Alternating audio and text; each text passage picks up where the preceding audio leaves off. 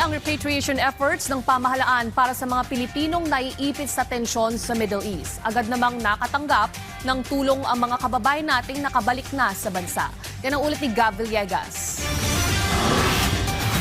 Aabot na sa halos 1,600 repatriation requests ng mga overseas Filipinos ang natanggap ng Department of Foreign Affairs mula sa 11 foreign service posts sa gitnang silangan.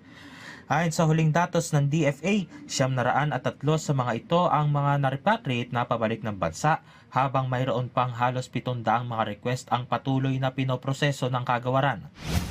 Nito lamang 2 ng Abril, nakabalik sa bansa ang nasa 244 na mga Pilipino mula sa Dammam, Saudi Arabia bilang bahagi ng repatriation efforts ng pamahalaan.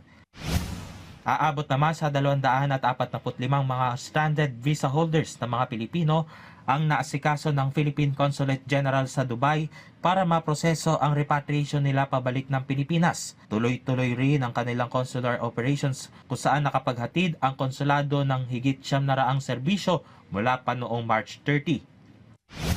9 na OFW at isang dependent naman mula sa United Arab Emirates ang nakalapag kahapon sa Ninoy Aquino International Airport.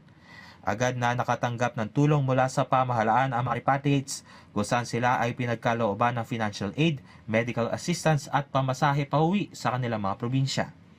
Gab Humilde Villegas para sa Pambansang TV sa Bagong Pilipinas.